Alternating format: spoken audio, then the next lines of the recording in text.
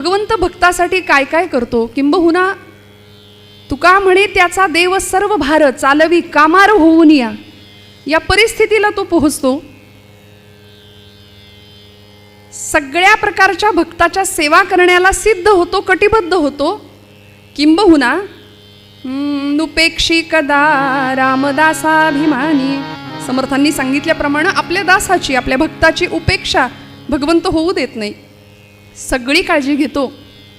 गीतेचा 9वा अध्याय प्रसिद्ध श्लोक, अनन्याश्चिंतयन्तो माम ये जनाः पर्युपासते तेषां नित्याभियुक्तानां योगक्षेमं वहाम्यहम्. सगळ्या प्रकारचे योग आणि क्षेम भगवंत सांभाळतो. अप्राप्यस्य प्रापणं योगः क्षेमः तद्रक्षणं, अशी व्याख्या केली योग आणि क्षेम याची. जीवनामध्ये अशक्यप्राय असणारी गोष्ट प्राप्त होणं याला आपण योग असं म्हणतो. माझ्या जीवनातला हा सगळ्यात मोठा योग आहे. आयुष्यामध्ये सहजासहजी न घडणारी घटना एकदम घडली की आपण काय म्हणतो, योग आहे. माझ्या आयुष्यातला हा योग आहे, मग सुयोग आहे, दुर्मिळ असा योगायोग आहे. आणि ती जी घटना घडली आहे ती वाढत राहणं किंवा ती कायम राहणं, वर्धिष्णू होत राहणं याला क्षेम असं म्हटलंय. अप्राप्यस्य प्रापणम योगः क्षेमः तद्रक्षणम, त्याचं रक्षण करणं. भगवंत भक्तांचा योगक्षेम सांभाळतो, स्थिर ठेवतो, पूर्णपणे सांभाळ करतो. ददामी बुद्धियोगंतम येन मामुपयांती ते 10वा अध्याय. भगवंत भक्ताचा बुद्धियोग स्थिर ठेवतो, सगळंच देतो, सगळंच देतो. याला कारण असं आहे, भगवंत आणि भक्ताचं नातं हे नातं साधं सुद्धा नाही आहे. संतांनी ते नातं अनुभवलं. भक्तीच्या एका विशिष्ट पातळीवरती संत महात्मे पोहोचले आणि त्या नात्याला एक नाव दिलं. भक्ताचं आणि भगवंताचं नातं हे प्रेमाचं नातं आहे, की जिथे भक्तीची अत्युच्च अवस्था आहे, उत्कट असा परमानंद भक्तालाही प्राप्त होतो आणि भगवंतालाही प्राप्त होतो. म्हणून तर आजचं जे वातावरण आहे, वारीचे दिवस आहेत, वाखरीचं मोठं रिंगण काल पार पडलं आणि आता पांडुरंग कधी एकदा डोळ्यांनी पाहीन असं प्रत्येक निष्ठावंत वारकऱ्याला झालंय, हो की नाही. म्हणून लाखोंचा समुदाय त्या वाटेनी धावतोय.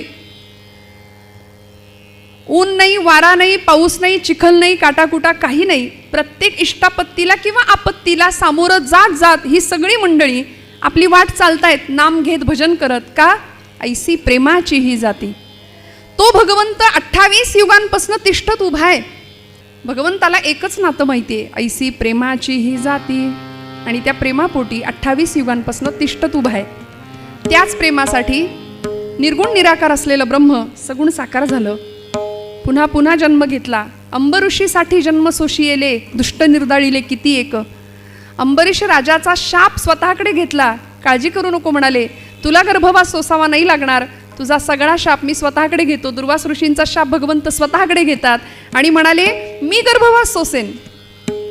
पुन्हा पुन्हा गर्भवास सोसला भगवंतांनी, पुन्हा पुन्हा अवतार घेतला, पुन्हा पुन्हा अवताराला आले.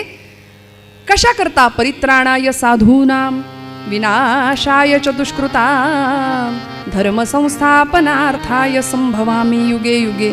धर्माची स्थापना करणं, दुष्टांचा नाश करणं, साधूंचं परित्राण म्हणजे रक्षण करणं, यासाठी भगवंतांनी अवतार घेतला. यामागचं एकच कारण आहे की भक्ताबद्दलचा कळवळा, भक्ताविषयीचं निरतिशय असलेलं भगवंताचं प्रेम. या प्रेमापोटी भगवंत पुन्हा पुन्हा अवतार घेतात.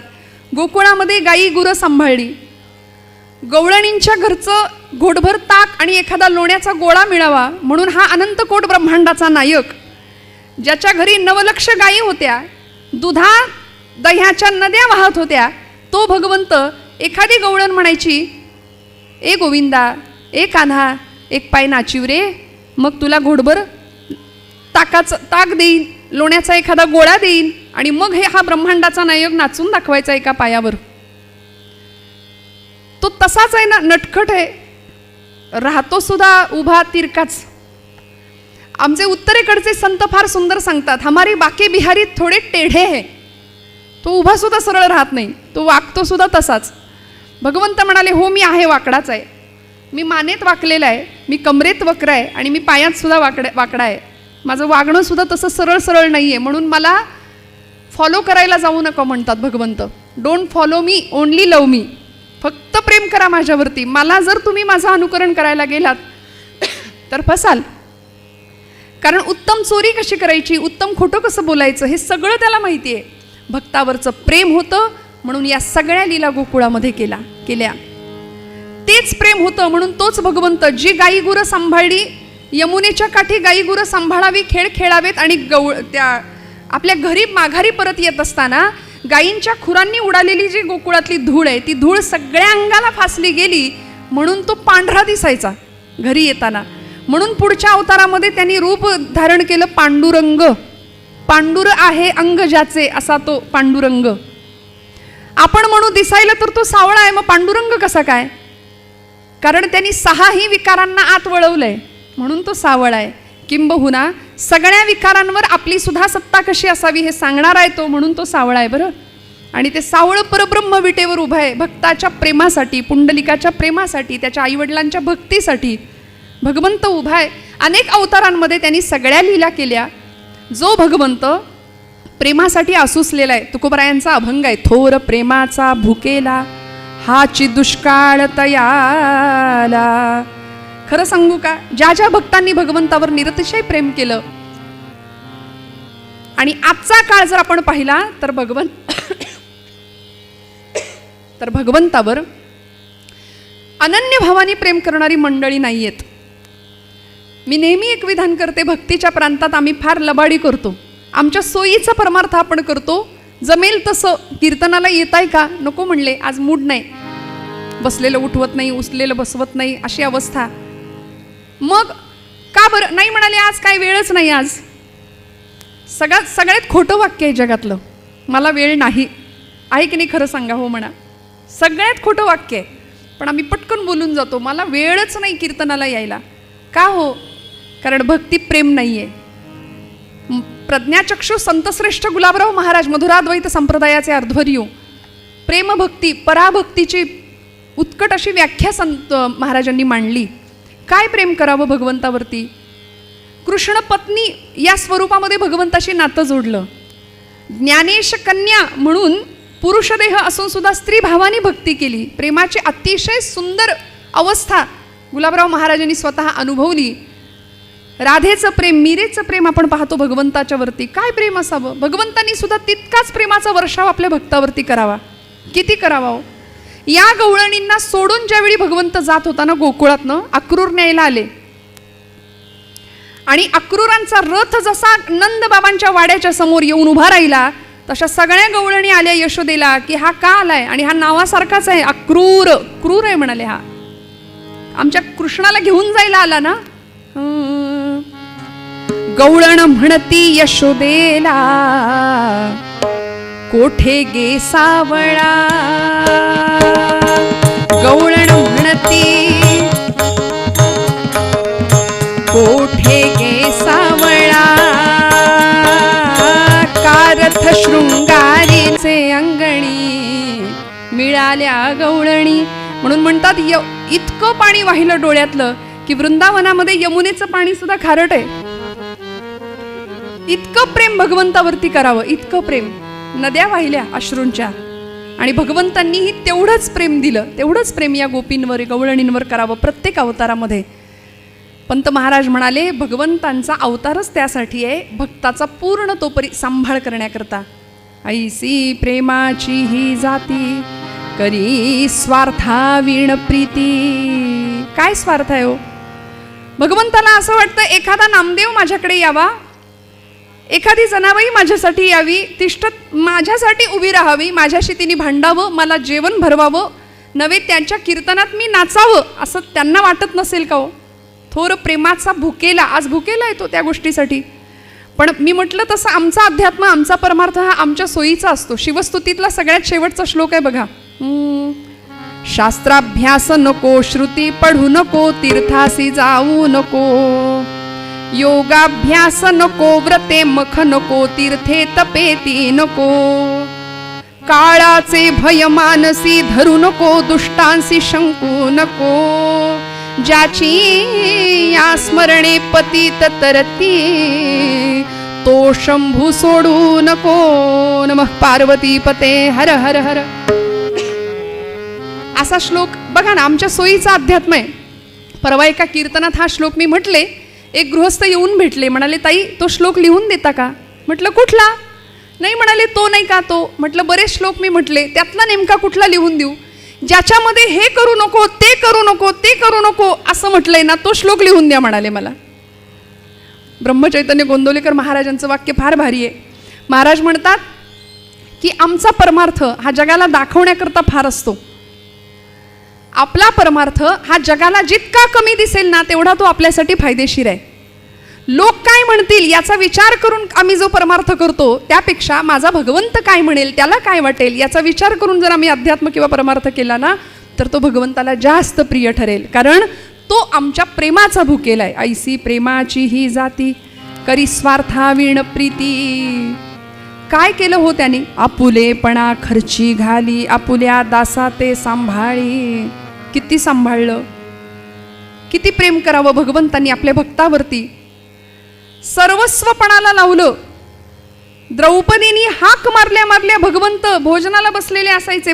ज्यावेळी दुर्वास भोजनाचा प्रसंग आपण सगळे जाणता, वनवासात असताना द्रौपदीनी हाक मारली, हे गोविंदा, हे कृष्णा, हे माधवा, धाव. त्या क्षणाला भगवंत हजर. जेवायला बसलेले, म्हणाले भूक लागलीये, लवकर जेवायला वाढ, तू बोलावलं म्हणून तसाच आलो. द्रौपदी म्हणाली आक्रीत मांडतोस देवा, माझ्या इकडे जेवायला काही नाही, सूर्यस्थाळीचा काही आत्ता उपयोग नाही. दुर्वास मुनी आले, 100 त्यांचे शिष्य घेऊन आलेत आणि भाजीचं पान सुद्धा घरात नाही, काहीच नाहीये, म्हणून तुला बोलावलं आणि तू म्हणतो जेवायला वाढ. भगवंतांनी ती सूर्यस्थाली बघू दे म्हणून द्रौपदीला सांगावं, बघू तरी काय प्रकरण आहे ते तुला दिलेलं. म्हणून सूर्यस्थाली बघितली आणि वर्णन केलंय की त्या थाळीला असं वाटलं की सूर्योदय झाला. कारण चंद्र सूर्य ज्याचे डोळे आहेत असा भगवंत, ज्यांच्या मागे त्याचं तेज आहे असा परमात्मा, त्यांनी पाहिल्या पाहिल्या ते भाजीचं पान एक दिसलं आणि भगवंत म्हणतात की द्रौपदी, हे भाजीचं पान मी सेवन करतो, सगळ्यांनी तृप्तीचा ढेकर द्यावा. या अनंतकोट ब्रह्मांड नायकांनी ठरवल्याप्रमाणे सगळं केलं भक्तांसाठी. प्रत्येक वेळी भगवंत धावून आला. ऐसी प्रेमाची ही जाती करी स्वार्था विण प्रीती, आपुलेपणा खर्ची घाली, आपुल्या दासा ते सांभाळी. मंगळवेढ्याची गोष्ट आपल्या सगळ्यांना माहिती आहे. बिदरचा बादशाह दामाजी पंत नावाचे सरदार बादशहाच्या पदरी चाकरी करतायत आणि सगळी कोठारं विकली असा आरोप दामाजी पंतांवरती ज्यावेळी आला ना, त्यावेळी दामाजी पंतांनी भगवंतांना सांगावं, भगवंता तुझं ब्रीद आहे ना, तू योगक्षेम वाहतो, तू सांभाळ करतोस, अनन्य असलेल्या भक्ताचा तू रक्षण करतोस ना, आली या आघाता निवारा, या मागे पुढे उभा राहा, हे सांभाळीत, हे तुझं ब्रीद आहे ना, आता तूच काय ते कर, तू करता करवित आहेस. भगवंतांनी काय करावं?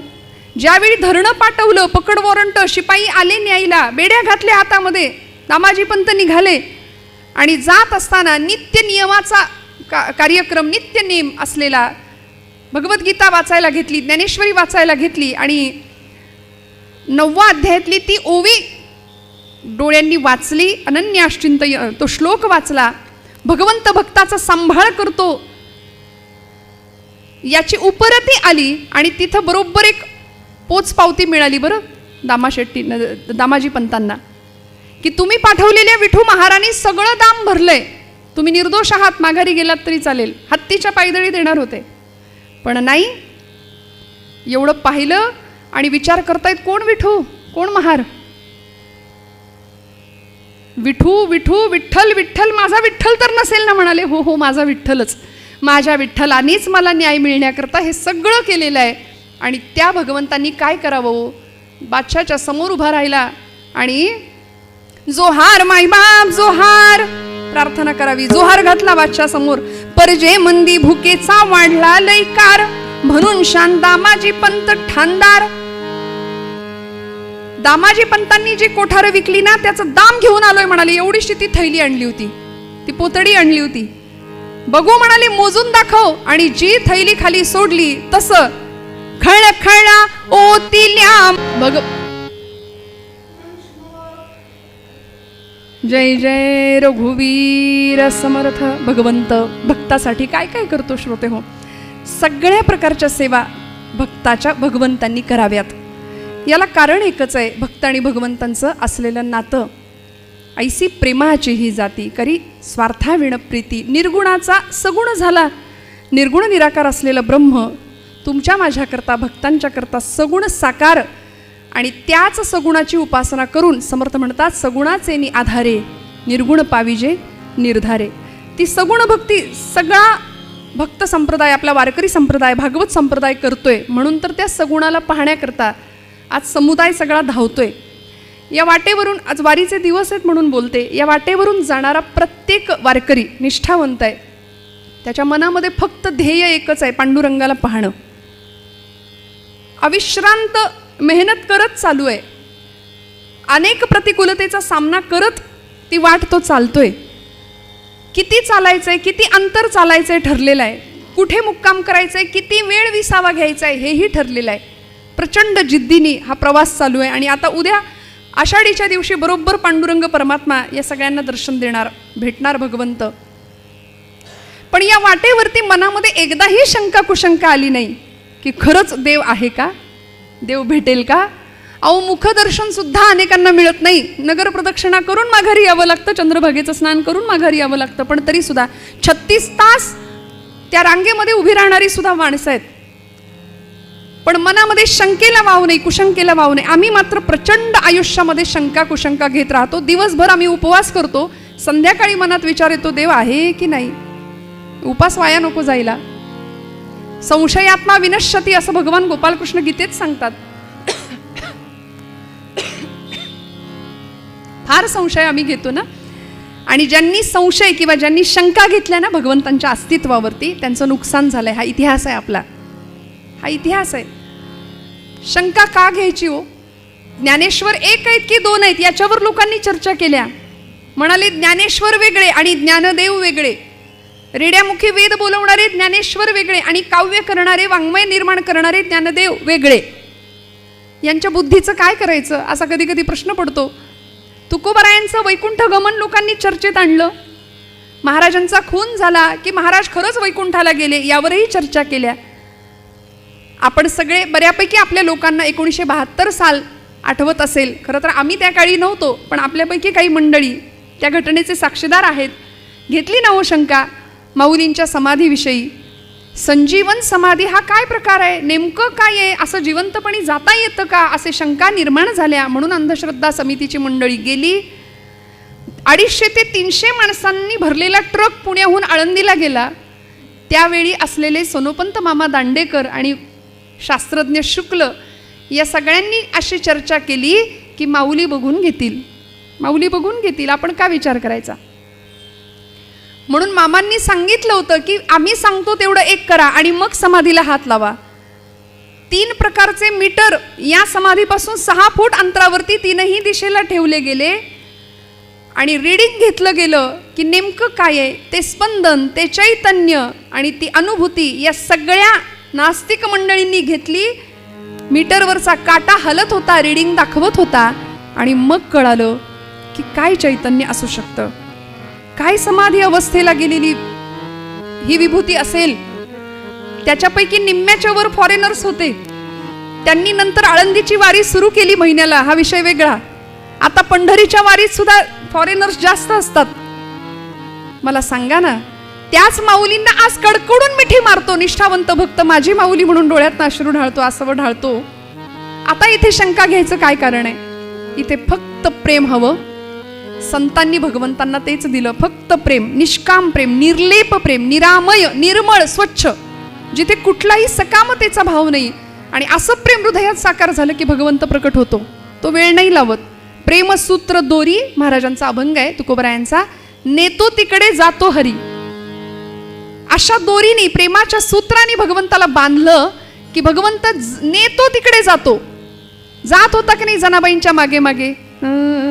जनी जाय पाणीयासी मागे धावे ऋषिकेशी.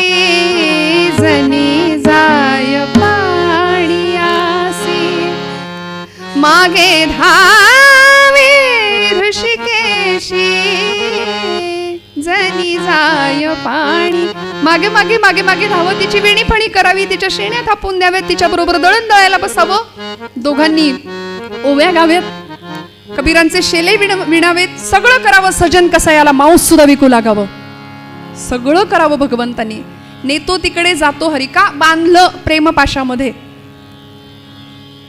यशोदेनी सुद्धा भगवंताला बांधलं होतं बरं का. भगवंताला प्रेमाच्या बंधनामध्ये अनेकांनी बांधलं, सुष्टांनी बांधलं, तसं दुष्टांनी सुद्धा बांधलं. अनेक भक्तांनी बांधायचा प्रयत्न केला. यशोदा मातेनी त्याला बांधलं होतं. लहान असलेले परमात्मा उकळाला बांधलं की नाही, 2 बोटं दोरी कमी पडायची प्रत्येक वेळी. शेवटी दया आली आणि म्हणाले मैया ये लो बांधलो, स्वतःच बांधून घेतलं. जनाबाईंनी बांधलं, हृदय बंदीखाना केला, आता विठ्ठल कोंडीला. जनाबाईंनी बांधलं. अजून कोणी बांधलं?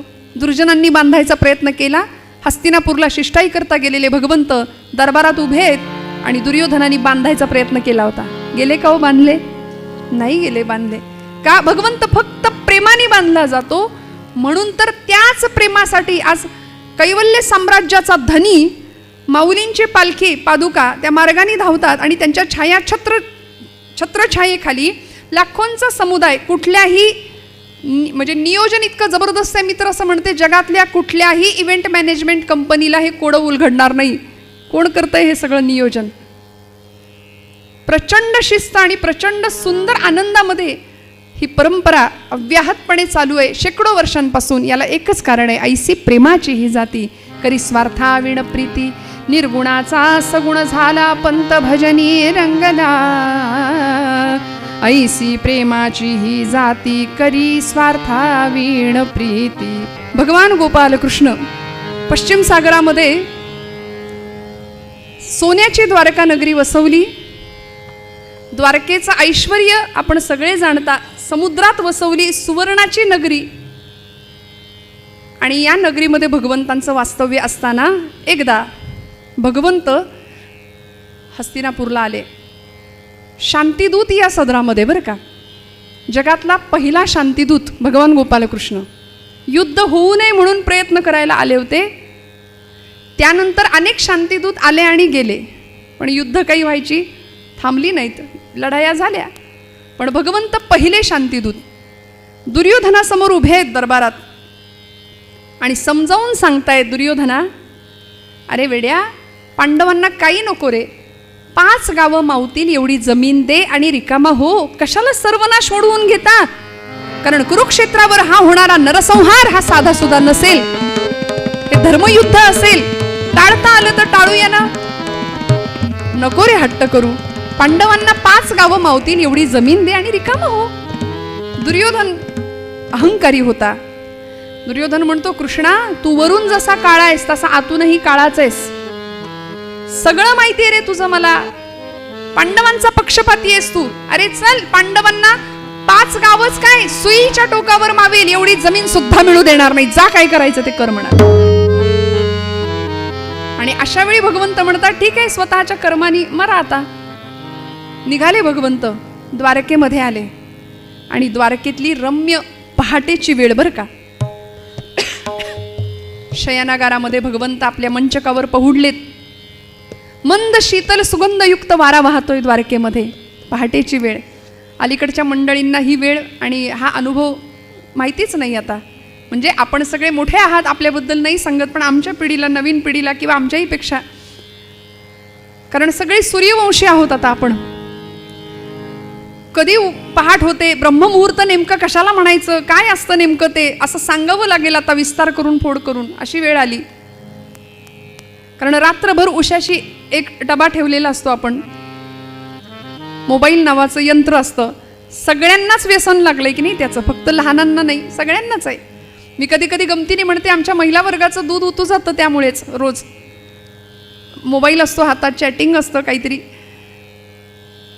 ब्रह्ममुहूर्त आणि त्या अगदी पहाटेच्या रम्य वेळी भगवान गोपालकृष्ण आपल्या शयनागारात आहेत. मंद सुगंधयुक्त वारं वाहतंय, अनाहत नाद ऐकू येतोय, बासरीचा मंजूळ स्वर ऐकू येतोय. द्वारकेचं वर्णन आहे. रस्त्यावर स्फटिक माणकं पसरलेली द्वारकेच्या. सवत्स गायी फिरतायत बरं का द्वारकेमध्ये. सवत्स भगवंतांचा हा छंद होता, गोपालन, गोसंवर्धन आणि गोरक्षण. वत्सासहित गाय आता दिसते का हो? आणि दिसली तरी अशा दुर्दैव अवस्थेमध्ये असते, कायद्याचं राज्य बेकायदेशीरपणे चालवणारी मंडळी समाजात सर्रास वावरतायत. भगवंतांचे आम्ही भक्त म्हणवतो, पण ज्या भगवंतांचे हे छंद होते गोपालन, गोसंवर्धन आणि गोरक्षण, कायद्याने गोहत्या प्रतिबंधक कायदा लागू असला तरी सुद्धा सर्रास कत्तलखान्यांची संख्या वाढतीये. अनेक सामाजिक संस्थांना यासाठी काम करावं लागतंय. पुढे होऊन कितीतरी गायी वाचवाव्या लागतात. आणि हा भगवंत गोकुळातही गायींवर प्रेम करावं आणि इकडे द्वारकेत सुद्धा सवत्स गायी फिरतायत मोकळेपणे.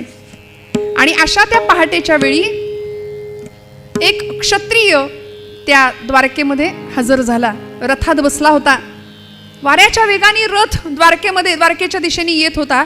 आणि द्वारकेच्या प्रवेशद्वारातून जसा आत प्रवेश केला तसा रथाचा वेग मंदावला. तो क्षत्रिय खाली उतरला, द्वारकेची धूळ मस्तकाला लावली आणि तिथूनच भगवंतांना मनोमन नमस्कार केला. त्या क्षत्रियाला पाहिल्यानंतर पहाटेच्या समयी आपली कामं करणारी सर्व मंडळी, त्या रस्त्यावरून फिरणारी सर्व द्वारकावासियांनी आनंद व्यक्त करावा. अरे वा, काही मंडळींना सकाळी सकाळी एकदम पाहिलं की आपल्याला फार आनंद होतो बघा. काही चेहरे पवित्र असतात, त्यांच्याकडे पाहिलं की आपल्याला खात्री होते की आजचा दिवस माझा उत्तम जाणार आहे. आणि नको ते चेहरे काही समोर आले की असं म्हणतो की नाही आपण आज काही खरं नाही माझं. अरे त्या क्षत्रियाला पाहिल्याबरोबर सगळ्या द्वारकावासियांना एवढा आनंद झाला, शिष्टाचार पार पडू लागला. जे मोठे आहेत त्यांना हा वाकून नमस्कार करतोय, जे लहान आहेत ते याला वाकून नमस्कार करतायत. ही पूर्वीची पद्धत होती असं आता म्हणावं लागतं, कारण शिक्षक जरी दिसले पलीकडच्या बाजूला तरी हात करणारी पोरं आहेत आता. पूर्वीच्या काळी वाकून नमस्कार करणं अजिबात संकोच नव्हता ना मोठ्यांना, रस्त्यामध्ये सुद्धा. पण जे लहान आहेत ते याला वाकून नमस्कार करतायत. सगळ्यांना आनंद झालाय. स्त्रिया होत्या द्वारकेतल्या, त्यांनी याला पाहिलं आणि गवाक्षांमधून, खिडक्यांमधून त्या अशा त्याला पाहतायत आणि आपापसात चर्चा करतायत. अगं बघितलंस का तो कोण चाललाय? कोण ग, कोण ग? अगं तो नाही का तो? अगं कोण ग? हे तुम सुभद्रा हरणेत दियाम यातित्व बुद्धिं हृदि कुर्वतीनां गवाक्ष मार्गैः कृतवीक्षणानां स्त्रीणां मुखेन्दोस्मित चंद्रिका भूत गोपाल कृष्ण भगवान की जय. अगं तो नाही का तो? हे तुम सुभद्रा हरणेत दियाम. सुभद्राताईचं हरण करावं म्हणून बलराम दादांना फसवून गोपाल कृष्णांच्या सांगण्यावरून रैवतक पर्वतावर जाऊन बसला होता संन्यासी होऊन. त्रिदंडी नावाचा संन्यास घेतला होता, जो कधी घेता येतो कधीही सोडता येतो असा संन्यास घेऊन तो बसला होता तिकडे. पार्थ त्रिदंडी वेश स्वीकारी हलधरासी वंचाया. पार्थ, अर्जुन, अर्जुन, इतका आनंद झाला. आणि कवी वर्णन करतात, गवाक्ष मार्ग हे कृतवीक्षणानां स्त्रीणां मुखेन्दोस्मित चंद्रिका भूत. चंद्रिका कोणाला म्हणायचो? प्रतिपदेची जी कोर असते की नाही तिला आपण चंद्रिका असं म्हणतो. कवींचं असं म्हणणं आहे, माझं नाही बरं का. कवी असं म्हणतात, स्त्रियांना एवढंच हसणं शोभतं, प्रतिपदेच्या चंद्रकोरी इतक्याच दंतपंक्ती दिसतील. याला म्हणायचं पूर्वीचं काव्य आणि त्याचा दर्जा. एवढ्याच दंतपंक्ती दिसतील. आमचे जुने कीर्तनकार म्हणायचे, पौर्णिमेचा चंद्र नाही खो खो खो, एवढ्याच दंतपंक्ती दिसाव्यात. आणि त्या गवाक्षांमधून त्या स्त्रियांचं जणू काही चांदणं हसण्याचं पाझरलं की काय, चंद्रिकेचं चांदणं पाझरलं असा भास व्हावा. अर्जुनाला बघून सगळ्या आनंदित झाल्या, सगळ्यांना आनंद झाला. आणि अर्जुन येता येता येता त्या प्रवेशद्वारापर्यंत आला. द्वारपाल उभे होते. द्वारपालांना विचारलं, काय रे भगवंत आहेत ना, उठलेत का, जागे झालेत का? द्वारपाल म्हणाले, भगवंत अजून झोपलेलेच आहेत महाराज. ठीक आहे म्हणाले, मी भगवंतांना भेटल्याशिवाय काही जाणार नाही. असं कर, माझा हा रथ घे आणि त्या तिकडे नेऊन उभा कर. त्या तिकडे म्हणून बघावं तर तिथे आधीच एक रथ अर्जुनाला आलेला दिसला होता. आणि अर्जुनाने द्वारपालाला विचारलं, काय रे माझ्या आधी इथं कुणी आलंय का? माझ्या आधी इथं कुणी आधी भगवंतांना भेटायला हजर झालंय? द्वारपाल म्हणाले, हो महाराज, दुर्योधन महाराजांचा रथ आहे तो. 5000 वर्षापूर्वीचं राजकारण. माणसं किती हुशारीने खेळत होती ना, म्हणजे आताच हुशारीने करतात असं नाही. 5000 वर्षापूर्वी सुद्धा ही कूटनीती अर्जुन विचार करतो माझ्याही आधी दुर्योधन आलाय. चला म्हणाले ठीक आहे, काही हरकत नाही. भगवंतांना भेटण्याकरता अर्जुन त्यांच्या शयनागाराच्या दिशेने निघाला आणि भगवंतांच्या त्या महालाच्या प्रवेशद्वारातनं आत पाहतोय. समोरचं दृश्य बघितलं आणि अर्जुनाला इतका आनंद झाला, मनोमन त्या दुर्योधनाचे आभार मानले. चला म्हणाले, आमच्या जागेवर अतिक्रमण आपण नाही केलं. का हो, असं काय होतं समोरचं दृश्य? आमची जुनी मंडळी फार सुंदर सांगायची की दुर्योधन कुठे बसला होता नेमका. आपण विचाराल हे तुम्हाला कसं कळलं? त्यासाठी आमच्या मोरोपंतांच्या आर्येचा आधार घेतला. मोरोपंतांनी त्या प्रसंगाचा फोटो काढला, शब्दचित्र शब्द फोटो काढला आणि आमच्या समोर जसाच्या तसा प्रसंग उभा केला. काय म्हणाले मोरोपंत? प्रभूच्या शिराकडे तो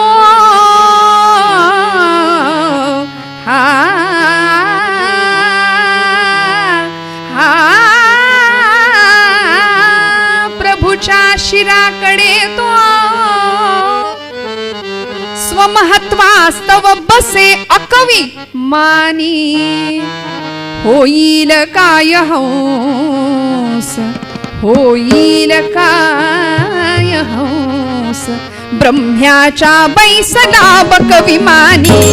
रामा राम राम हरे हरे रामा राम राम राम हरे हरे राम राम राम राम सीतापते राम राम राम राम हरे हरे राम राम राम राम रघोत्तम राम राम राम राम हरे हरे राम राम. होईल काय हंस ब्रह्म्याच्या बैसला बक विमानी. बगड्याला कोणी हंस म्हणेल का हो? मोठ्या जागी बसला म्हणून मोठे पण मिळालं असं नाही ना होत. मोठे पण अंगी असावं लागतं, ते कष्टाने मिळवावं लागतं. आणि हे ज्याला नाही कळलं तोच तर दुर्योधन. अर्जुनाने पाहिलं समोर भगवंतांच्या शिराच्या उशाच्या बाजूला तो बसलेला आहे, डोक्याच्या बाजूला. कारण ज्यावेळी दुर्योधन आधी आला होता ना, त्यावेळी त्यांनी असा विचार केला होता की हा कृष्ण आज हा द्वारकेचा राजा झाला. बघायला गेलं तर हा गवळ्याचा पोर, याच्या कुळाचा पत्ता नाही, याचं गोत्र माहिती नाही. कोण म्हणतं नंदाचा, कोण म्हणतं वसुदेवाचा. ज्यांनी स्वतःच्या मामाला मारलं, एवढंच काय, जन्माला आल्या आल्या ज्याचे आई वडील कैदेत बेड्या होत्या हातापायामध्ये आई वडिलांच्या, हा कृष्ण गवळ्याचा पोर आज राजा झाला, मी याच्या पायाशी का बसू. असा अहंकार दुर्योधनाच्या मनामध्ये निर्माण झाल्यामुळे उशाकडच्या बाजूला थोडी जागा होती आणि तिथेच दुर्योधन बसला. अर्जुनाने ते दृश्य पाहिलं, मनामध्ये इतका आनंद झाला, आतमध्ये प्रवेश केला आणि दुर्योधनाच्या त्या भगवान गोपालकृष्णांच्या पायाशी बसला. बरं का, मनातला भाव इतका सुंदर आहे. ऐसी प्रेमाची ही जाती, खरी स्वार्था विण प्रीती, आपुलेपणा खर्ची घाली, आपुल्या दासात ते सांभाळी. काय भगवंतांचा आणि भक्ताचा भाव आहे, काय प्रेमाचं नातं आहे. अर्जुनाने भगवंतांच्या पायाशी बसावं आणि हळूवार हाताने पायाला असा स्पर्श करावा, हळूवार हाताने पाय चेपायला सुरुवात केली. भगवंतांनी तो स्पर्श ओळखला आणि ताडकन उठून उभे राहिले, उठून बसले. अर्जुनाच्या मनातला एकच भाव होता, त्याचं लक्षही नाही भगवंत उठलेत. हळूवार हाताने पाय चेपणं चालू आहे, मनातली भावना एकच आहे, आम्ही देवाचे पायिक पायिक, देवाचे पायिक.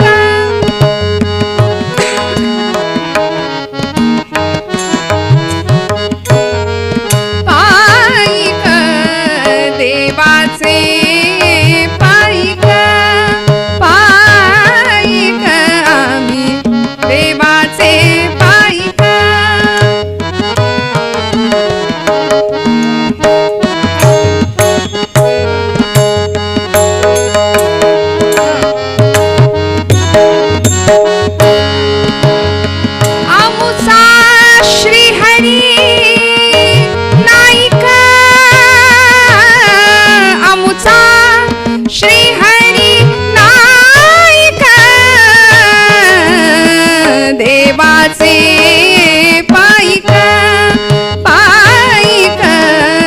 देवाचे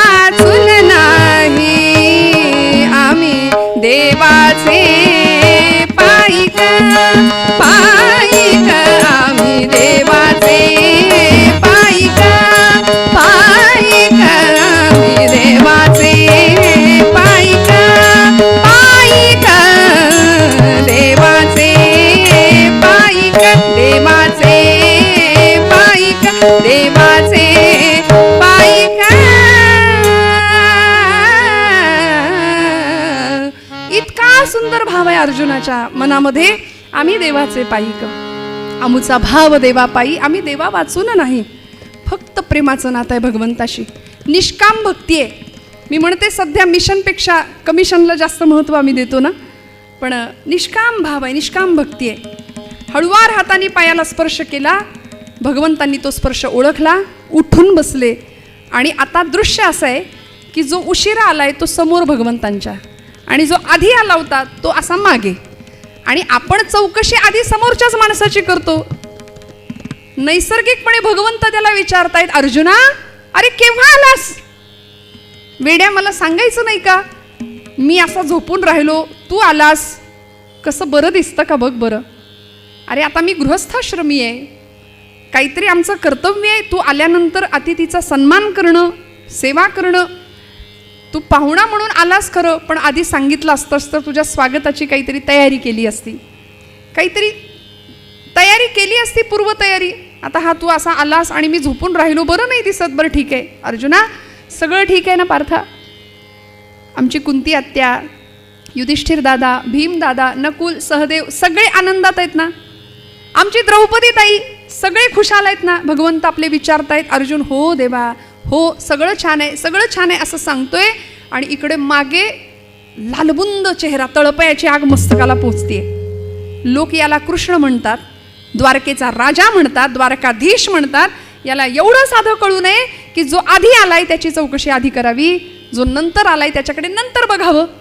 याला एवढं साधं कळत नाही. आणि आपण आलोय हे दुर्योधन, हे कृष्णाला कळावं म्हणून दुर्योधन असा खाकरला, थोडासा मागून आवाज दिला भगवंतांना. काहींचं बघणं बोलणं सूचक असतं की नाही खाकरणं. मी आलोय हे कळावं. आणि भगवंतांनी असं चमकून बघितलं मागे. भगवंत म्हणाले, वा वा वा, तुम्ही पण आलात का? दुर्योधना काय योग आहे म्हणाले आज, दुर्मिळ योगायोग. अरे 2 पक्षांचे 2 वीर एकाच दिवशी एकाच वेळी मला भेटायला आलेत, काय योगायोग आहे. दुर्योधन म्हणाला, कृष्णा हा तुझा लाडका माझ्या कितीतरी मागून आलाय, मी आधी आलोय, मध्यरात्रीच येऊन बसलोय, तुझ्या उडण्याची वाट बघत बसलोय. बरं ठीक आहे म्हणाले, काळजी कशाला करतोस, आलात ना दोघंही, तुम्ही दोघंही माझ्या नात्यातले आहात. भगवंत म्हणतायत, अर्जुन माझ्या नात्यातला आहे, माझ्या आत्याचा मुलगा आहे, तसा तू त्याचा भाऊ, मग तुझंही माझं नातंच आहे. पण अर्जुन माझ्या नात्यातला आहे, दुर्योधना तू ना त्यातला आहेस म्हणाले. अर्जुन ज्यातला आहे त्यातलं तू नाही. म्हणून तर आपण ती नाती गोती म्हणतो की नाही, जी गोत्यात आणतात तीच नाती असतात. मराठी भाषा फार गोड आहे हो. नाती. भगवंत सांगतायत दुर्योधना, ठीक आहे असू दे, काळजी करू नको, रागवतोस कशाला. अरे तुम्ही दोघंही आला, तुम्ही दोघंही माझे आहात. देव आपलं, देवानी आपलं म्हणायला भाग्य लागतं श्रोते हो. आपलं असं आहे, आपुला तो एक देव करूनी घ्यावा, तेणे विण जीवा सुख नो, हे तुकोबराय सांगतात की नाही. आपण काय करतो, देवाला आपलं नाही म्हणत, देवाकडून सगळं आपल्याला पाहिजे असतं, देवाकडून हवंय, देव नको आहे कुणाला. भगवंतांनी आपलं म्हटलं, तुम्ही दोघंही माझे आहात, बोला कशा करता आला आहात. एवढ्या मध्यरात्री दुर्योधना तू येऊन बसलायस, अर्जुना तू आलायस, कशा करता आलात. दोघांनीही आपल्या येण्याचं कारण सांगावं की भगवंता कुरुक्षेत्रावर युद्ध निश्चित आहे, आता धर्मयुद्ध, आणि या युद्धाकरता आम्ही तुझी मदत मागायला आलोय, तू आम्हाला मदत केली पाहिजे. दुर्योधन म्हणतो, युद्धशास्त्राच्या नियमानुसार जो आधी आलाय त्याला आधी मदत करावी. भगवंत म्हणाले, काळजी करू नका, हे मला ठाऊक होतं तुम्ही दोघेही येणार आहात, आलाच आहात, मी मदत करणार, मी तुम्हाला मदत करणार. पण या भगवंतांच्या पण मध्ये बराच अर्थ समाविष्ट होता. भगवंत म्हणाले, मी तुम्हाला मदत करतो, पण माझ्या मदतीचे मी 2 मोठे हिस्से केलेत म्हणाले, 2 भाग केलेत. ते भाग असे आहेत, एका बाजूला मी एकटा उभा राहीन, आणि मी कसा, हातात शस्त्र धरणार नाही, न धरी शस्त्र करी मी, हातात शस्त्र नाही धरणार, युद्ध नाही करणार. दुसऱ्या बाजूला माझं सगळं सैन्य असेल, माझी सगळी नारायणी सेना दुसऱ्या बाजूला असेल, आणि हातात मी निहत्ता, मी शस्त्र धरणार नाही. हा, पण गोष्टी सांगेन युक्तीच्या 4 चांगल्या युक्तीच्या गोष्टी तुम्हाला सुचवेन. माझ्या मदतीचे मी हे 2 भाग केलेत, एका बाजूला मी एकटा, दुसऱ्या बाजूला माझं सगळं सैन्य, सगळा शस्त्रसाठा. बोला कुणाला काय हवंय. भगवंत सांगतात, ना करी धरी शस्त्रास, ना करी धरी शस्त्रास, ना करी धरी शस्त्रास,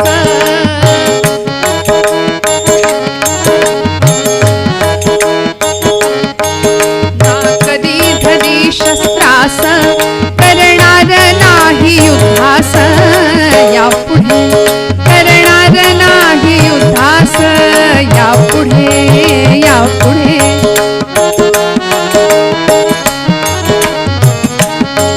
सांगेन चार गोष्टीस, सांगेन चार गोष्टीस, सांगेन सांगेन, सांगेन सांगेन, सांगेन सांगेन, सांगेन चार गोष्टीस, चार गोष्टीस, सांगेन चार गोष्टीस, युक्तीच्या पहा तुम्हास यापुढे, युक्तीच्या पहा तुम्हास यापुढे. ठरविले ठरविले असे जे भले, तुम्हा बोलिले तरी सकळास, तरी सकळास, द्यावाना दोष आम्हास यापुढे, द्यावाना दोष आम्हास यापुढे, यापुढे, यापुढे. नंतर तक्रार चालणार नाही. टाळ्या वाजवा जोरदार. अहो, अशी साथ असली की मग का नाही रंगदेवता प्रसन्न होत. तुकोबराय म्हणतात, रंगी ओढवावी रंगकथा, पुरवी मनोरथा माय बापा. भगवंताची उपस्थिती कीर्तनामध्ये असते नाही का. त्याचा तो पत्ताच त्यांनी दिलाय ना, नाहम वसामी वैकुंठे योगिनाम हृदय रवो मदभक्ता यत्र गायंती तत्र तिष्ठामि नारदा. या श्रद्धेने आपण जर कीर्तनात बसलो निष्ठेने, तर भगवंताच्या अस्तित्वाची प्रचिती आल्याशिवाय राहत नाही. भगवंत असतो कीर्तनात. भगवंत सांगतायत या दोघांना की मी असा आहे, मी एका बाजूला हातात शस्त्र धरणार नाही, युद्ध करणार नाही, दुसऱ्या बाजूला माझी सगळी नारायणी सेना. बोला लवकर काय पाहिजे. दुर्योधन तयारच होता हो. तो म्हणाला मी आधी मागणार आहे, कारण मी आधी आलोय. युद्धशास्त्राचा नियम आहे, आधी आलेल्याला आधी द्यायचं. भगवंत नटखट होते. भगवंत म्हणतात, दुर्योधना अरे सगळं खरं, तू माग आधी, माझं काही म्हणणं नाही, पण आपल्याकडची पद्धत कशी आहे, लहानांची आधी समजूत घालतो की नाही आपण. तुझहुनी कनिष्ठ अर्जुन बालक आहे, पहा असे नाते, नात्याने अर्जुन तुझ्यापेक्षा लहान आहे. रीत अशीच जनांची आधी समजावी ती लहानाते. लहानांची समजूत आधी घालावी. समजा घरामध्ये बाजाराच्या दिवशी आई वडील खाऊ घेऊन आले पिशवी भरून. मुलं धावतात, आई बाबा मला द्या मला द्या मला द्या. आई वडील असं म्हणतात का, आधी आम्ही खाऊन घेतो आणि मग उरलं तर तुम्हाला देतो. आपल्याकडची पद्धत आहे, लहानांची आधी समजूत असते. अर्जुन लहान आहे रे तुझ्यापेक्षा, त्याला आधी मागू दे. अर्जुन मनामध्ये म्हणतो, देवा मागू दे ना त्यालाच. आणि तो काय मागणार आहे हे तुम्हालाही माहिती आहे, मलाही माहिती आहे. मागू दे म्हणाले त्यालाच. ठीक आहे म्हणाले, दुर्योधना सांग तुला काय हवंय बोल. हा तयारच होता, मला सैन्य दे तुझं, तुला घेऊन मी करू काय. तू हातात शस्त्र धरणार नाही, युद्ध करणार नाही, तिथं काही पंक्ती वाढायच्यात, सत्यनारायणाची पूजा आहे तिथे, युद्ध करायचंय, तू हातात शस्त्र धरणार नाही, तुझ्या गोष्टी ऐकायला कुणाला वेळ आहे तिथे. मला तू नको, मला तुझं सैन्य हवंय. श्रोते हो, फरक होता. ऐसी प्रेमाची ही जाती करी स्वार्थाविण प्रीती. भगवंत का प्रेम करतो निस्वार्थी आणि निष्काम भक्तावरती, याचं कारण आहे भक्ताकडे योजक म्हणून नाही जावं, याचक म्हणून जावं. दुर्योधन योजना घेऊन गेला होता आणि अर्जुन याचना घेऊन गेला होता. म्हणून भगवंतांनी सांगून टाकलं, ठीक आहे तुला सैन्य हवंय ना, घे, दिलं तुला सैन्य. इतका आनंद झाला. आनंदाच्या भरात कसं फसवलं, या खोट्या भ्रमामध्ये दुर्योधन निघून गेला. आणि आता तरी सुद्धा भगवंत गमतीने अर्जुनाला पुन्हा पुन्हा विचारत होते, अर्जुना देऊन अरे सैन्य, देऊन अरे सैन्य. अर्जुन म्हणाला, झालंय आता माझ्या मनासारखं, घटना दुरुस्ती नका ना करू देवा, झालंय एकदा, दिलं ना त्याला सैन्य, देऊन टाका. दुर्योधन निघून गेला. आणि आता अर्जुन आणि भगवान गोपालकृष्ण भगवंतांच्या त्या शयनागारामध्ये आहेत. आणि अर्जुन भगवंतांकडे एकटक पाहतोय. डोळ्यातनं घळघळ नेत्राश्रू वाहत आहेत. भगवंतांनी अर्जुनाला विचारावं, अर्जुना तुला संधी दिली होती मी, आधी तू मागावं असं मी तुला सांगितलं होतं, तू का नाही मागितलं सैन्य? मला माझ्या प्रश्नाचं उत्तर देशील? मला घेऊन काय करणार? मी हातात शस्त्र धरणार नाही, मी युद्धच करणार नाही हे सांगून सुद्धा तू का नाही सैन्य मागितलंस आधी? अर्जुन सांगतो, देवा मला तुझ्याशिवाय काहीच नको. कोण आहे आम्हास सहाय्यकारी? कोण आहे आम्हास सहाय्यकारी? तुझा आहे हो, तुझा आहे हो, तुझा आहे भरवसा आम्हा भारी. तुझा आहे भरवसा आम्हा भारी. कोण आहे, कोण आहे, कोण आहे, कोण आहे, कोण आहे? कोण आहे रे तुझ्याशिवाय? आम्हाला कोण आहे? तू आम्हाला तारणारा, तूच आम्हाला मारणारा, तू करता करविता भगवंता, तूच हवा, तूच हवा. भगवंत म्हणाले, ठीक आहे आता जायचंय. तुझं ते युद्ध किती दिवस चालेल याची मला काही कल्पना नाही, किती दिवस मला तुमच्याकडे राहावं लागेल याची काही कल्पना नाही. दुर्योधना अर्जुना चला निघूया म्हणाले, पण जाताना आमच्या मंडळींपैकी सोबत जर मी कुणाला घेतलं तर तुझी काही हरकत नाही का रे? हरकत नसेल ना? अर्जुन म्हणाला, देवा घ्या, पण एकीलाच कुणाला तरी घ्या, कारण तुमच्या मंडळी म्हणजे 16,108. आपण जसं थोडंसं स्मितहास्य या गोष्टीला करता की नाही, पटकन 16,108. काय गंमत आहे बघा ना. मला कधी कधी असं विचारावंसं वाटतं, भगवंतांच्या पत्नी किती? पटकन श्रोत्यांमधून उत्तर येतो 16,108. काल कीर्तनाला अभंग कुठला घेतला होता याचं उत्तर मिळायला वेळ लागतो. आम्ही हे बरोबर लक्षात ठेवतो ना. अर्जुन म्हणाला, देवा 16,108 एवढी संख्या आहे, एकीलाच कुणाला तरी घ्या, नाहीतर सैन्यासाठी जेवढं आणलंय ना ते सगळं मंडळींवर खपायचं म्हणाले. त्यामुळे एकीला कुणाला तरी घ्या. भगवंत म्हणाले, तू सांग कुणाला घेऊ, कोण येऊ दे माझ्यासोबत? अर्जुन तयार होता. अर्जुन म्हणाला, देवा सत्यभामा देवींना घ्या, कारण त्यांचा युद्धातला पायगुण चांगला आहे. नरकासूर वधाच्या वेळी सत्यभामा देवी त्या रात्रीच्या घनघोर अंधारामध्ये जे युद्ध झालं भौमासुरासोबत, नरकासुरासोबत, त्या युद्धामध्ये सत्यभामा देवी होत्या. सत्य म्हणजे जिथं सत्य आहे तिथे विजय आहे, भा म्हणजे बुद्धी प्रतिभा, जिथं बुद्धी आहे तिथं विजय आहे, आणि मा म्हणजे लक्ष्मी, जिथं लक्ष्मी आहे तिथं विजय आहे. सत्यभामा देवींचा पायगुण चांगला आहे, त्यांना घ्या. आणि सत्यभामा देवी निघाल्या बरं का, तयारीने निघाल्या. भगवंत आणि सत्यभामा देवी रथामध्ये बसल्या. अर्जुन रथाचं सारथ्य करत निघालेत. आता रथ जसा पुढे जायला लागला ना तसं सत्यभामा देवींना भगवंत सांगतायत, सत्यभामे आता बघ माझी माणसं माझं कसं स्वागत करतील. देवाला आपलं म्हणणाऱ्यांबद्दल देवाला फार खात्री असते श्रोते हो, फार खात्री असते. हा माझा आहे, भगवंतांनी आपलं म्हणावं. माझी माणसं माझं स्वागत कसं करतील बघ. भीमदादा, युधिष्ठिर दादा, नकुल, सहदेव, एवढंच नाही माझी बहीण द्रौपदी अशी माझ्या स्वागतासाठी सिद्ध असेल, सज्ज असेल. बघशील आता सगळं अंतर पुढे निघालंय. आणि सत्यभामा देवी आपल्या हो हो हो हो आता हे बहिणीचं कौतुक करतायत. आणि ते नातं मला तर असं वाटतं बहुतेक तेव्हापासूनच काहीतरी बिघडलं की काय भाऊजाईचं. सत्यभामा देवींना हो हो हो चालेल म्हणाले, ठीक आहे बघूया आता बघूया. आणि जसं भगवान गोपाल कृष्ण आले, श्रीहरी आले, श्रीहरी आले, भगवंत आले, भगवंत आले, सगळ्यांना आनंद झाला. सगळेजण जमा झाले स्वागतासाठी. युधिष्ठिर दादा, भीमसेन, नकुल, सहदेव सगळी मंडळी जमली आहेत. आणि भगवंतांची नजर शोधतीये द्रौपदीला. माझी द्रौपदी कुठे आहे?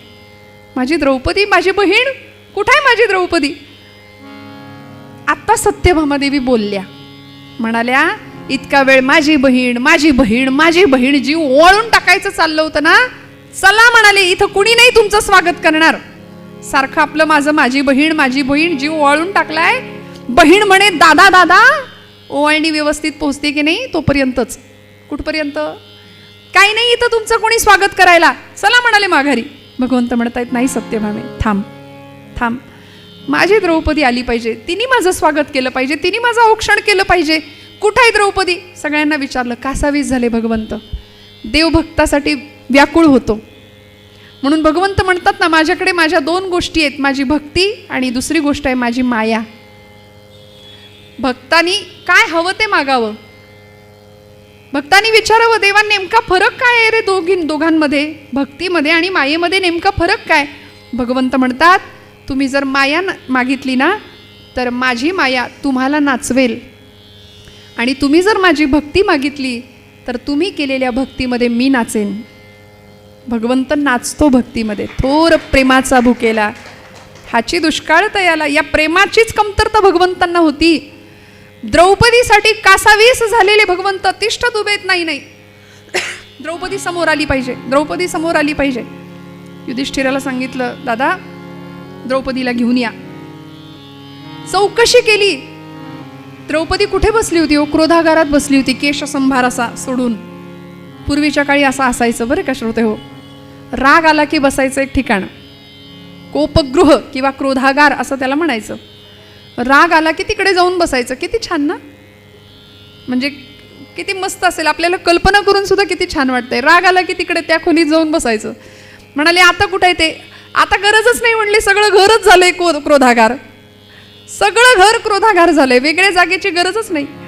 द्रौपदी क्रोधागारात जाऊन बसली होती, केशसंभार असा सोडलेला, रागाने लालबुंद झाली होती. आणि सगळ्यात कनिष्ठ पांडव सहदेवाला सांगितलं, जा रे सहदेवा, तू द्रौपदीला घेऊन ये. सहदेव गेले आणि द्रौपदीची ती अवस्था पाहिली. क्रोधागारात प्रवेश केला आणि सांगितलं, द्रौपदी चल, भगवंत आलेत, उशीर झालाय, आता 7 वाजत आले, भगवंतांना भेटायला जावं लागेल, स्वागत करायला लागेल, चल लवकर, चल लवकर. द्रौपदी म्हणते, येणार नाही. येणार नाही, येणार नाही, येणार नाही काय लावलंय? अगं द्रौपदी विसरलीस का? भगवंत आलेत, एवढा आनंद उपकार आहे त्याचा आपल्यावरती, त्याचं स्वागताला गेलं पाहिजे, चल लवकर चल. द्रौपदी म्हणते, येणार नाही. काय अवस्था होती? रागाने लाल झाली, क्रोधाते पावली. रागाने लाल झाली, क्रोधाते पावली. रागाने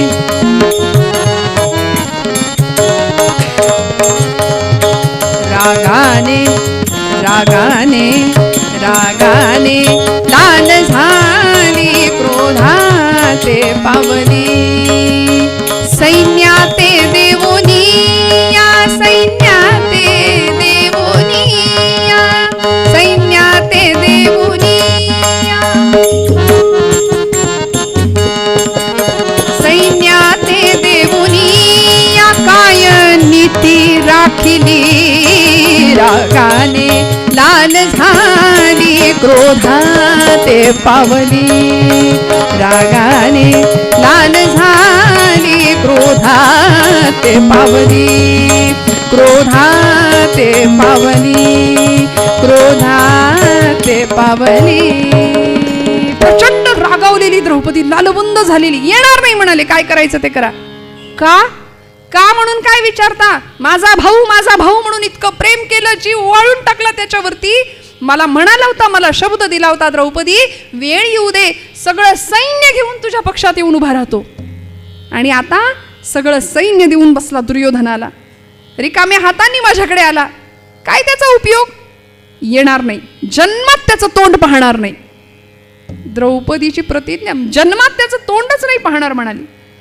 सहदेव हताश होऊन, निराश होऊन माघारी आले, भगवंतांच्या समोर उभे राहिले. भगवंत म्हणतायत, सहदेवा काय झालं? द्रौपदी आली का? सत्यभामा देवी म्हणतायत, नाही आली. अहो तुमचं ठीक आहे, बाई माणूस आलंय, बाई माणसाच्या स्वागताला बाई माणसाने नको का यायला? माझं स्वागत करायला तरी यावं की नाही? चला म्हणाले. नाही म्हणाले भगवंत. काय झालं सहदेवा, का नाही येत आहे? वदे प्रभुला सहदेव देवराया, हो वदे प्रभुला, बोल केला गेलाची फोलवाया, हो वदे प्रभुला. तुम्ही जे जे आश्वासन दिलं, जे शब्द दिले, ते सगळे वाया गेले असं म्हणतीये ती. नाही येणार, तुमच्यावरच रागवली आहे देवा. काय? माझ्यावर रागवली? नकुला तू जा, द्रौपदीला घेऊन ये.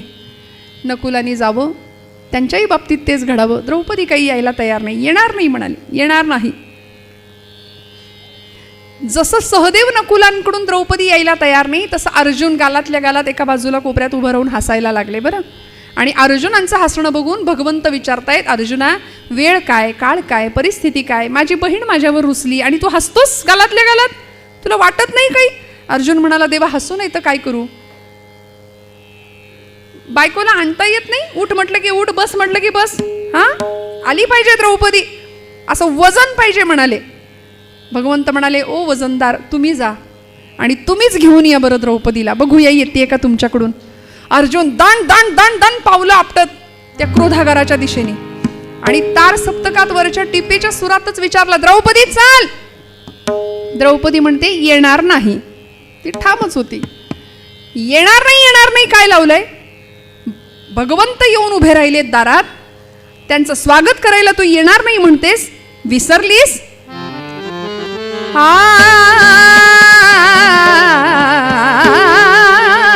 प्रभुवरी कारुसलीस प्रमदे, प्रभुवरी कारुसलीस प्रमदे, प्रभुवरी कारुसलीस.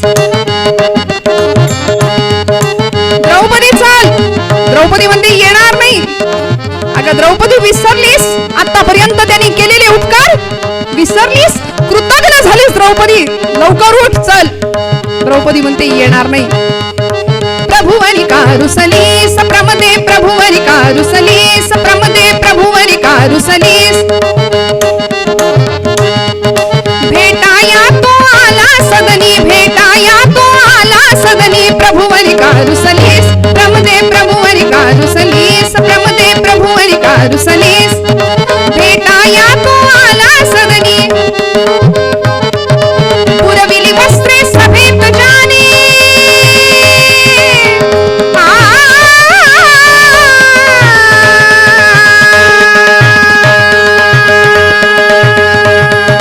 पुरविली वस्त्रे सभेत जाने, तोच गणी यश दे. प्रमदे, प्रभुवरी कारुसलीस प्रमदे, प्रभुवरी कारुसलीस प्रमदे, प्रभुवरी कारुसलीस. कारुसली कारुसलीस. द्रौपदी चल उठ. द्रौपदी म्हणते, येणार नाही. कृतज्ञपणा करतेस म्हणाले द्रौपदी तू. आणि कृतज्ञ हा शब्द ऐकला तसं घळ घळ घळ घळ अश्रू व्हायला सुरुवात झाली. द्रौपदी म्हणते, हो मी आहे कृतज्ञ, आहे कृतज्ञ. भगवान गोपाल कृष्णाला माझा भाऊ मानलं, माझा सखा मानला, निष्ठेने त्याची भक्ती केली. मी द्रुपद राजकन्या आहे द्रौपदी. याज्ञसेनी योजनगंधा नाव आहे माझं, यज्ञातून माझा जन्म झालाय. द्रुपद राजकुळामध्ये, द्रुपदाच्या पोटी, द्रुपद राजवाड्यामध्ये त्यांच्या राहिले, रमले, लहानाची मोठी झाले. सगळ्या राजसुखांचा उपभोग मी घेतला आणि तुम्हा पांडवांशी माझा विवाह झाला आणि वाट्याला दुःख आलं. सगळं दुःख हसत हसत स्वीकारलं, पचवलं. भर दरबारामध्ये झालेला अपमान सुद्धा सहन केला. केसांना धरून फरफटत आणलं होतं दुःशासनाने. दयेची याचना करत होती. चौथ्या दिवशीची मी दुःशासना, माझ्या साडीला हात नको लावूस. केसांना धरून फरफटत आणलं. सगळा दरबार माझ्याकडे पाहत होता. सगळ्यांकडे दयेची याचना करत होती. रथी महारथी, एकापेक्षा एक पराक्रमी वीर असलेले आपण सगळे खाली माना घालून बसला होतात. सगळं सहन केलं. तुमच्या बरोबर अज्ञातवास स्वीकारला, वनवास स्वीकारला आणि आता निर्णायक क्षण आहे. आता धर्मयुद्ध आहे, धर्माचा विजय व्हावा ही अपेक्षा आहे. आणि म्हणून त्यांनी मला शब्द दिला होता ना, सगळं सैन्य घेऊन येतो, म्हणून थोडी अपेक्षा करते 4 दिवस सुखाचे अनुभवायला मिळावेत, सगळं सैन्य घेऊन यावं. पण हा बघा, सगळं सैन्य नाही आणलं, रिकामा आला. सगळं सैन्य दुर्योधनाला दिलं. जन्मात त्याचं तोंड पाहणार नाही. आणि द्रौपदी रडायला लागली. तिचं रडणं बघून अर्जुन आल्या पावली माघारी. भगवंत म्हणाले, काय झालं वजनदार, गेला होतात, आली नाही द्रौपदी? देवा नाही येतंय द्रौपदी. कोण आणणार हो द्रौपदीला? परिस्थिती अशी बिकट झाली की द्रौपदीला आली पाहिजे. तिचं सांत्वन भगवंत करायला बघतायत. ऐशी प्रेमाची ही जाती करी स्वार्थाविण प्रीती. भगवंत स्वार्थाशिवाय, भगवंत भक्तावरतीही किती प्रेम करतो. द्रौपदी आली पाहिजे. कासावीस झालेत. आणि अशा वेळी द्रौपदीला आणणार कोण? आणि मग आमचे भीम दादा उठले. भीमसेन महाभारतातला असं पात्र आहे, अशी व्यक्तिरेखा आहे. असं व्यक्तिमत्व आहे की लोकांनी असं समजावं, ज्यांच्याकडे भरपूर बल असतं त्यांचा वरचा मजला रिकामा असतो असं आपण बऱ्याचदा म्हणतो. पण महाभारतातला भीम आणि ते बलभीम, बुद्धिमत्ताम वरिष्ठम, दोघंही मारुतीराय सुद्धा आणि बलभीम भीम सुद्धा, भीमदादांनी सांगावं मी आणू का द्रौपदीला. भगवंत म्हणाले हो भीमा, तू द्रौपदीला घेऊन येशील, माझा विश्वास आहे तुझ्यावर. भीमदादा हुशार होते, म्हणाले मी आणतो, तुमचं हे भावा बहिणीचं बिघडलेलं प्रेम मी दुरुस्त करतो, मी सगळं नीट करतो, पण मला काय देणार, मला काय मिळणार त्या बदल्यात. भगवंत म्हणाले भीमा तुला हवं ते माग, तुला जे हवं ते माग, मी तुला द्यायला तयार आहे. बघा देवा, नंतर माघार नाही घ्यायची, मी मागेन ते द्यावं लागेल. हो भीमा सांग काय हवंय तुला. आणि भीमाने सांगावं देवा, द्रौपदीवर जेवढं प्रेम करताना तेवढं प्रेम माझ्यावर करा. ऐसी प्रेमाची जाती तरी स्वार्थाविण प्रीती. द्रौपदीवर जेवढा जीव लावताना तेवढा मला लावा, तेवढं माझ्यावर प्रेम करा. कधी वाटतं का असं आपल्याला. भगवंत म्हणाले भीमा अरे मी तुझ्यावरही तेवढाच प्रेम करतो. नाही, आमच्यावर 20 पैसे 40 पैसे असेल, द्रौपदीवर कसं बंदा रुपये आहे, तिच्यासाठी रडताय, तिच्यासाठी कासावीस होताय, ती येत नाही म्हणून इतकी जीवाची उलघाल होतीये तुमच्या, माझ्यावर तेवढं प्रेम करा. एक भक्त असं सांगू शकतो हट्टानी बरं का भगवंताला. भगवंत म्हणतात जा भीमा, केलं तुझ्यावर तेवढंच प्रेम केलं, जा माझ्या द्रौपदीला घेऊन ये. आणि भीमदादा निघाले, नेहमीप्रमाणे ती गदा आहे खांद्यावर, दंड दंड दंड पावलं आपटत. आणि त्यांचा तो आवेश बघितला आणि म्हणाले ए भीमा थांब, ती गदा खाली ठेव, तू जाशील द्रौपदीला आणशील, पण मला चांगल्या परिस्थितीत बघायचंय तिला, द्रौपदीला मला नीट बघायचंय बाबा. भीम माघारी वळले आणि म्हणाले देवा काळजी करू नका, आता ही गदा माझ्याकडे नेहमी असते, असणारच आहे, मी एक नाटक करणार आहे. म्हणाले देवा मी एक नाटक करणार आहे, मी असं सांगणार द्रौपदीला की या गदेने मी तुम्हाला मारणार आहे. बघा देवा लक्षात ठेवा, हे नाटक आहे, या गदेनी मी तुम्हाला मारणार आहे असं मी द्रौपदीला सांगणार आहे, हे तुम्ही लक्षात ठेवा. भगवंत म्हणले तू लक्षात ठेव, नाही तर मारशील आणि मग म्हणशील नाटक होतं. नाटकाची मला सवय चांगली आहे म्हणाले लहानपणापासून, नाटक काही मला नवीन नाही, जा द्रौपदीला घेऊन ये. भीमदादा निघाले आणि त्यांच्या ते येण्यावरनं आणि पावलांवरनंच द्रौपदीने ओळखलं कोण आलंय. आतापर्यंत जागची हल्ली नव्हती, आता म्हणाली जर आपण उठून उभे तरी राहिलो नाही ना तर उचलून केव्हा बाहेर नेतील आपल्याला कळायचं नाही, उभं राहूया म्हणून उभी राहिली.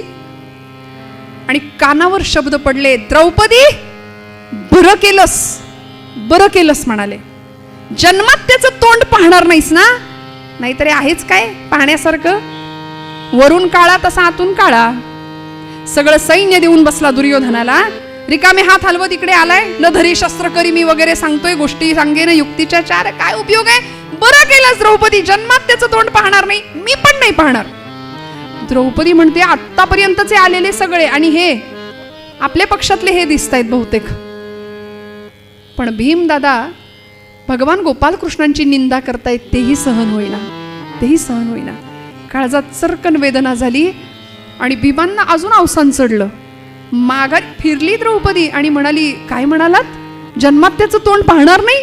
अगं आहेच काय पाहण्याकरता, त्यापेक्षा असं करतो द्रौपदी, तूही ठरवलंयस ना पाहायचं नाही, मीही ठरवलंय. अगं पण तो असा आहे वेडा, आज नाही उद्या समोर येईल आपल्या आणि त्याला पाहावं लागेल आपल्याला, त्यापेक्षा आजच काय तो कार्यक्रम सगळा सोक्ष मोक्ष लावून टाकतो, ही माझी गदा घेतो आणि निकाल लावतो, संपवतो म्हणाले त्याला आजच्या आज.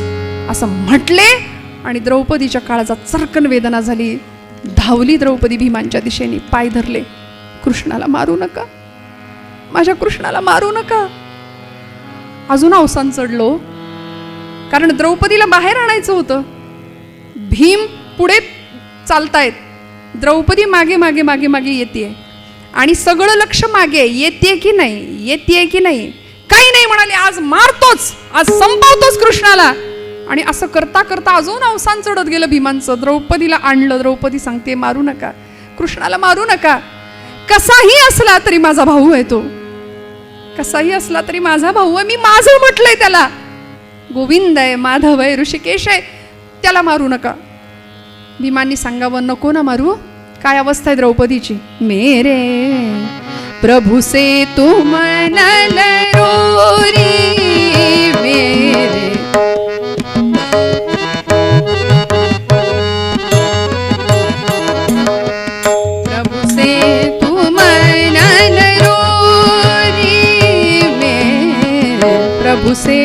तुम नरोरी.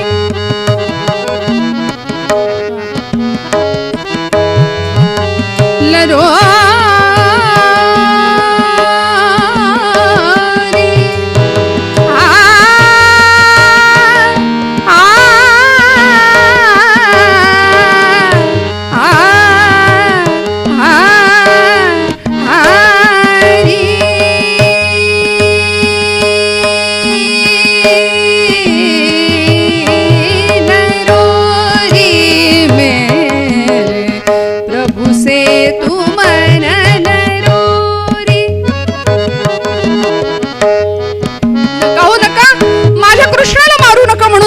बाहेर आली.